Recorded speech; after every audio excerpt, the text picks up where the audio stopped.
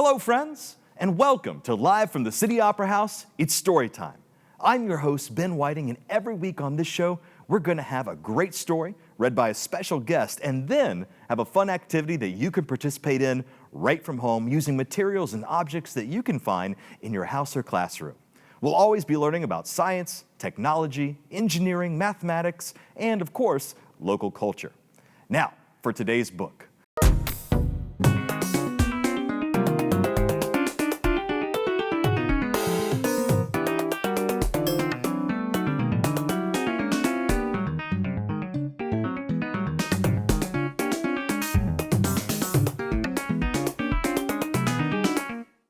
And now, on to today's book. One of the great things about living in Traverse City, Michigan is the vast shoreline along Lake Michigan, not to mention our countless inland lakes. Now, in order to keep all these boaters, swimmers, kayakers safe and having fun on the water, the U.S. Coast Guard flies helicopters above the area. In today's book, Angels in the Air, we're going to ride along and experience a helicopter rescue mission and find out just what it takes and means to be a U.S. Coast Guard rescue swimmer. Now, for today's activity, we're going to be building our very own boats with the goal of making sure they float. Now, I'm going to give you a list of materials and items you can use in today's activities, but you're really only limited by your imagination. For today's activity, some things you might want to use could include cardboard, a paint stirrer, newspapers, tree bark, balloons, string, glue, or tape.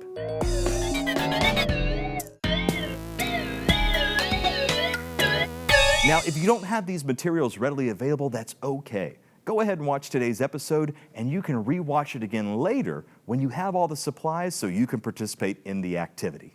And with that, take it away.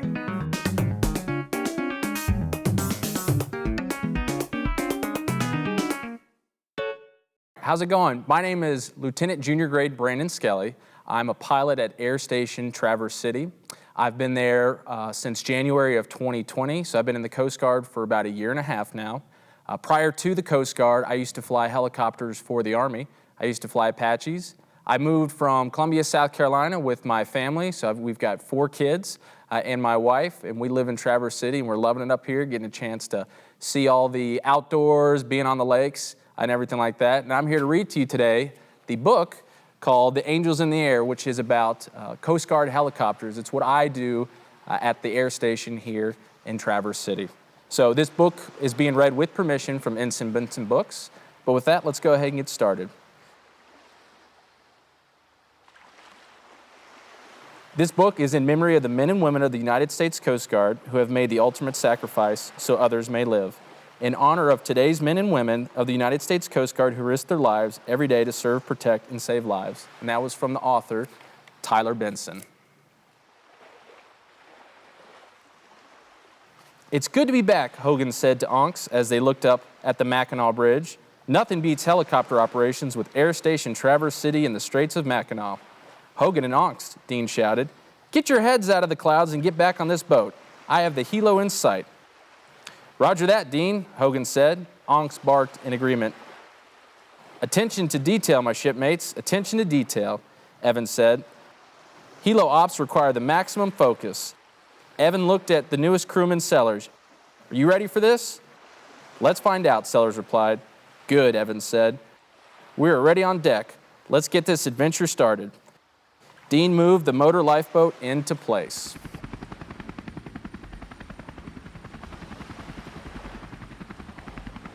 The helicopter made its approach, hovering above the motor lifeboat. The rotors of the helicopter whistled loudly. Suddenly, a line dropped from the helicopter to the stern. Onks stood alert and kept her eyes on the crew. That's the trail line, Evan yelled over the wind and spray. Pull that line in. It's attached to the basket. So a trail line is what's used by the helicopter to send down to the boat crews, and we use that to stabilize the equipment that we send down, such as a rescue basket or a litter. So a trail line is just a long line with a weighted bag at the very end of it, and it is used to expedite. It's used to quickly move a basket in and out from the helicopter to the boat and then back up into the helicopter. Sellers and Hogan began to pull the line in, bringing the basket from the helicopter down to the motor lifeboat. As the basket got closer to the stern, Hogan reached out to grab it. And if you don't know, the stern is the back part of a ship. "Don't touch it," Evans said, slapping Hogan's arm away. "Static charge. Do you want to get electrocuted?" Evans pointed to the blades of the helicopter. "Static electricity created by the helicopter flows through that basket. Let it touch the boat first, and not you, unless you want to get hurt." So the first thing we normally tell boat crews when we're hoisting to them is, let the basket touch the deck. That way there's no static electricity. It's like when you walk through the house in socks in the carpet and you get shocked. That's what static electricity is. The rescue basket landed on the boat safely. Onks remained alert. The helicopter pilot's voice came over the radio. Dean spoke to the pilot, then told the crew, "You're never going to believe this. The pilot recognized our miracle dog and is inviting her for a ride around the Straits of Mackinac." "What do you think, girl?" Onks barked back to Dean and wagged her tail. "Hogan," Dean said, "go with our girl. Make sure Onks gets safely up to the helicopter." "With pleasure," Hogan said. He climbed into the basket and Sellers picked up Onks up and placed her into Hogan's arms. Hogan looked at Onks. "This is where you and I first started," he told her, "in this very spot. Are you ready for another adventure?" Onks barked excitedly as the basket lifted towards the helicopter. So as you can see, the basket that the dog and Hogan are in, that's our rescue basket, and that can hold up to 600 pounds. When the basket reached the helicopter's cabin door, Onks and Hogan were met by the flight mechanic and the rescue swimmer. Onks whimpered in pain from the loud whistle of the helicopter blades. It hurts her sensitive ears. "I am Shaw," the flight mech yelled over the loud helicopter rotors. "And this is Sinclair," he said, pointing to the rescue swimmer. "It's nice to meet you." Shaw placed headsets on Onks and Hogan. They silenced the helicopter blades. "There, now you don't have to yell," Sinclair said as he petted Onks. Suddenly, the pilot came over the radio. "We're being diverted to save 2 people on a capsized sailboat by the White Shoals. There is no time to put our new passenger back on the motor lifeboat. We need to go now." Shaw slammed the helicopter door shut. "Hold on," Sinclair said to Onks and Hogan. So sometimes when we're out flying, we will get calls over the radio that we need to go help somebody in need. And when that happens, we got to leave right away. The helicopter flew quickly between the 2 towers of the Mackinac Bridge and over Lake Michigan. In no time, they were soon hovering above White Shoals. Shaw pulled the helicopter door open. Onks and Hogan looked down. The blue hull of the capsized sailboat could be seen near White Shoals Light. Sinclair pointed to the sailboat. "I see 2 people," he said. "I'm going in." Onks watched as Sinclair moved to the edge of the door and looked down. Onks tried to move closer for a better look, but Hogan pulled her back. Sinclair put his gear on and took a deep breath. He pulled his headset off and secured his hood and helmet. Shaw patted him on the back. Sinclair gave a thumbs up. He looked up at Onks and Hogan. Over the whistle and the wind in the cabin, he mouthed the words, "So others may live." Then he leaped out of the helicopter, free-falling 15 feet into Lake Michigan.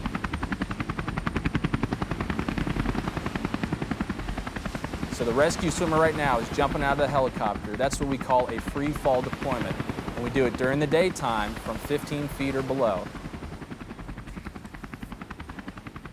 Sinclair splashed down into the water and the crew lost sight of him.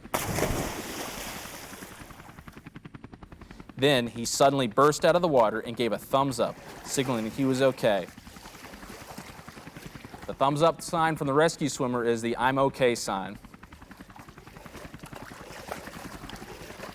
Sinclair swam for the capsized sailboat with all of his might.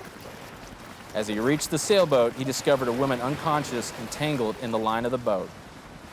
A young girl was on top of the capsized sailboat crying. She screamed to the rescue swimmer to help her and her mother.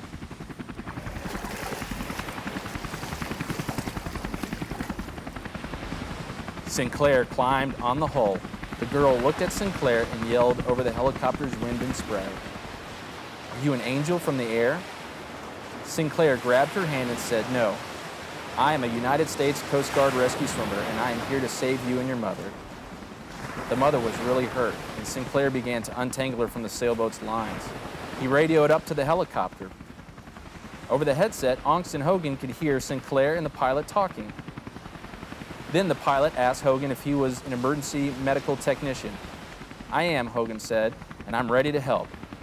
The pilot radioed back to Sinclair and said, "We have a plan."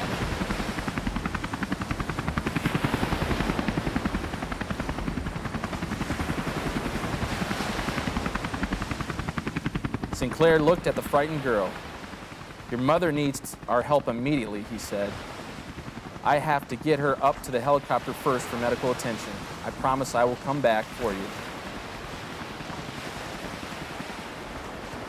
Shaw lowered the rescue sling. Sinclair clipped in and secured the mother. He embraced her to prepare for the lift. The young girl grabbed Sinclair and cried, "Please don't leave me." He looked into her eyes and said, "I'll be back for you. I promise." Onyx watched from the helicopter. She pressed her ears forward and looked down at the water with wide eyes. Tough choices were being made. The crew was nervous, and the little girl was afraid. As Shaw raised Sinclair and the mother off of the hull, Onyx leaped out of the helicopter.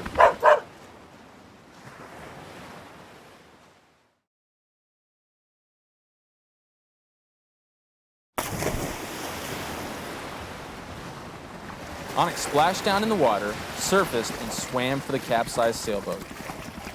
The girl helped Onyx out of the water and hugged her tight. Onyx could sense that the little girl was no longer afraid.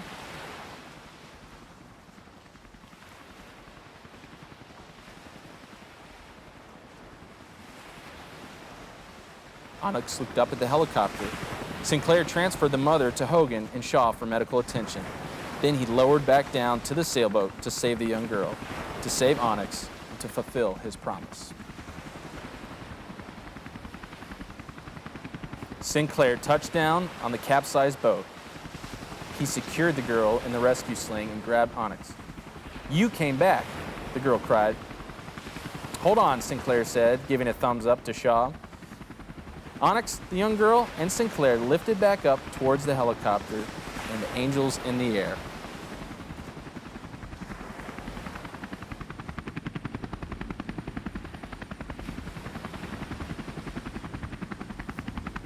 As they reached the door of the helicopter, Shaw quickly pulled them to safety. He slammed the door shut and said to the pilot, "All aboard, all secure. Let's head for Station St. Ignace." The pilot said to the flight crew, "Let's go."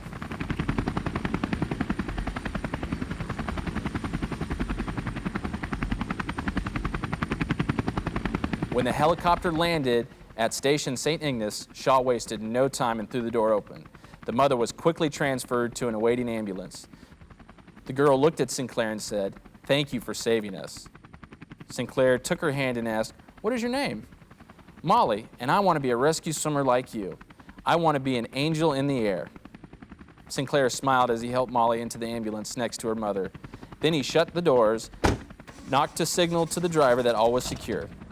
The ambulance turned its lights on and sped away through Station St. Ignace's front gate towards the hospital.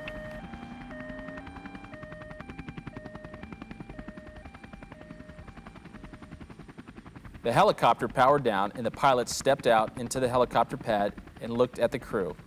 Hogan and Onyx walked up to the lead pilot. Hogan saluted, and Onyx stood at attention. "Thank you for the ride along. Thank you for the adventure, sir." The lead pilot saluted back and said, "Sir, you mean ma'am," as she took off her helmet. They couldn't believe who it was. "Pelkey!" Hogan exclaimed. Onyx barked with excitement to see Pelkey. "I'm back," Pelkey said. "While my girl Onyx and the Guardians of the Straits were fighting the falls in Buffalo, I was at flight school learning how to fly." Hogan shook Pelkey's hand and said, "This is such a surprise, ma'am." "It's good to be home," she said. Pelkey looked out over the Straits of Mackinac. "It's good to have another adventure with Onyx and angels in the air." The end.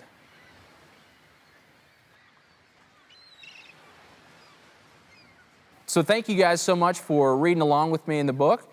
So if you'll notice, the helicopter that they're flying in this book, in The Angels in the Air, is the helicopter that we used to fly at Air Station Traverse City up until 2017. So now we fly the MH-60 Tango Jayhawk, which is a similar type aircraft, and we still do the exact same mission. But I appreciate you guys following along with me today and learning about the Angels in the Air and the mission that we do here in the Coast Guard.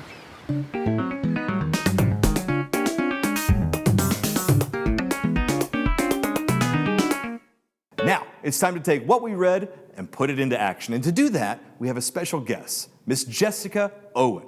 She's a teacher at Eastern Elementary School. Miss Owen, how about you introduce yourself and get us started on today's activity?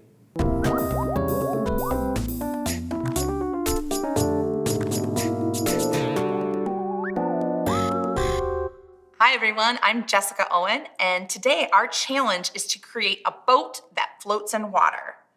You can use all sorts of materials to make your boat: popsicle sticks, wooden dowels, tape, glue, whatever you have around the house. Today, I'm going to use cardboard. So I took a cardboard box I had from shipping, and I cut out a few pieces. I created an elongated oval and then 2 rectangle pieces. My hope is that once I put this together, it's going to float in my tub of water here. I have some sticky, shiny red tape and some scissors. So I'm going to start with my oval shape down in front of me, and I'm going to put the edges of my rectangles together and tape them. Hopefully, this will make the bow of my boat, which is the front. So I'm going to get some of my tape here and some scissors, and I want to make it a tight fit on the edge. We don't want any water sneaking in our boat and sinking it, do we? Put a couple pieces of tape there to make it stick together. And if cardboard gets wet, I'm thinking it gets soggy and sinks, so I'm going to make sure that my tape is protecting the cardboard from the water. Let's see. We've got that stuck together now. So I'm going to put that at the front of my oval, and if I put the edges together in the back, I think I can make kind of the same shape. So I'm going to get some more tape, find the edge, and put the back of the boat together.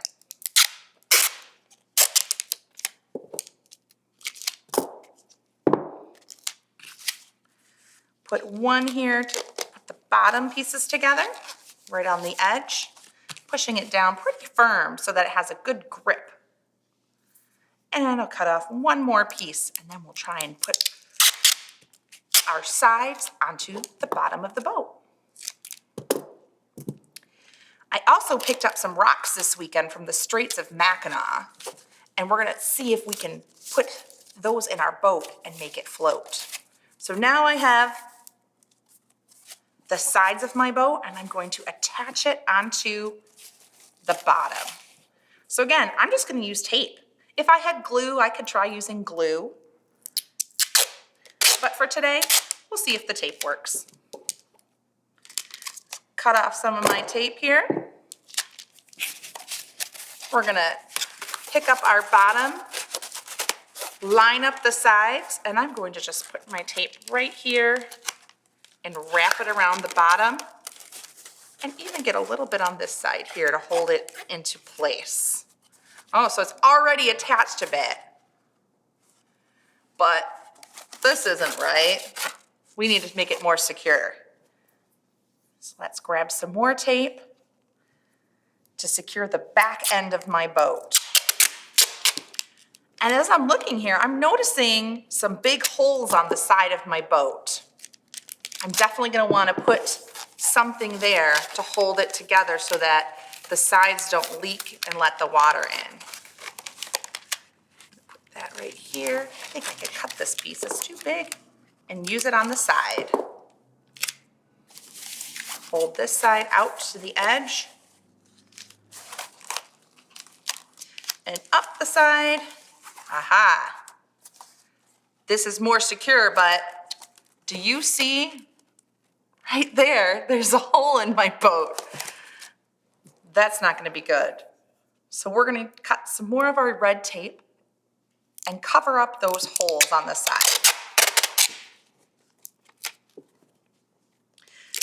I think 2 more pieces of tape should do it, and then we'll try it out. So we'll put one here. That will cover up the holes on this side. And we need one more over here on this side, don't we? So we'll get one more piece of tape, and then I think we'll be ready to give it a whirl in the tub of water. Put this one on right over here. Let's see. I think we give it a try. I'm gonna put it in our tub of water. Fingers crossed that it floats. It's floating! Now, for an added challenge, we're gonna put some of our rocks in and see how it goes. Let's see if these can still float, even with rocks in it. I've got one in, and it's still cruising around pretty good. Here's another rock. Ooh, there's water coming in the bow of my boat. Uh-oh, I just noticed something. There's a hole in the front of my boat already. I'm gonna have to fix that up, and then I can try again. I'm gonna try and fix up this on my own later. You can try and make your boat. Maybe you'll use cardboard, or maybe you'll use some other material that you have around your house. But also, you can make a boat using just paper. I have our challenge page from today of build a boat that can float for 3 minutes, and using just one piece of paper, I can make my very own boat that will float in water. So first I'm going to start by putting this page flat on the table and fold it up and have the corners meet. Make sure you make a firm line and then fold it again in half. Now you want to open up and use that line that you just created in the middle. You're going to take the folded corner and pull it up to the center line. Push that down firmly and pull the other corner up to meet it. It looks kind of like I'm making a paper airplane, but this is going to be a boat. Now I want to take my open edge and fold it over, back towards me.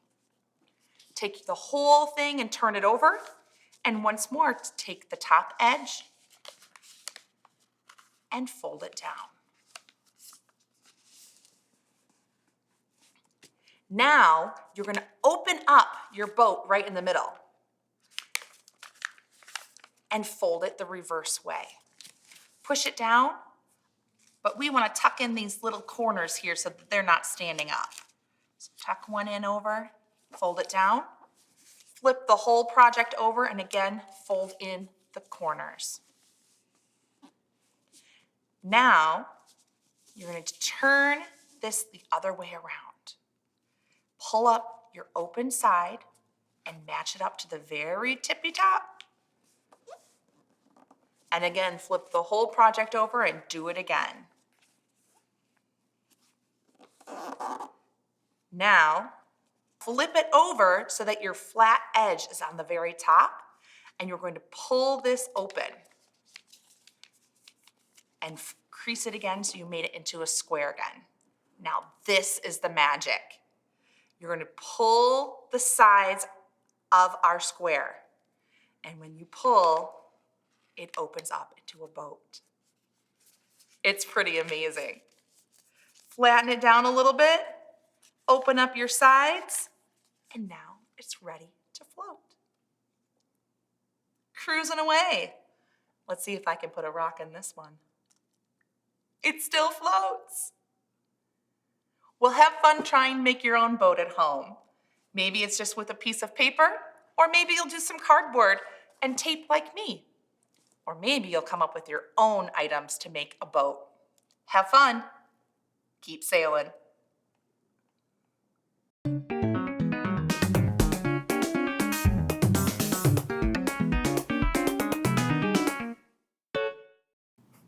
Great work, everyone. Well, that is it for today's episode of Live from the City Opera House. It's Storytime, brought to you from the beautiful historic City Opera House in downtown Traverse City. If you want to watch future episodes or check out episodes from the past, you can do so by visiting tcaps247.com, michiganlearning.org, or tune in to your local PBS station. Thank you so much for being our wonderful audience. My name is Ben Whiting, and until next time, stay safe, have fun, and keep learning. Take care.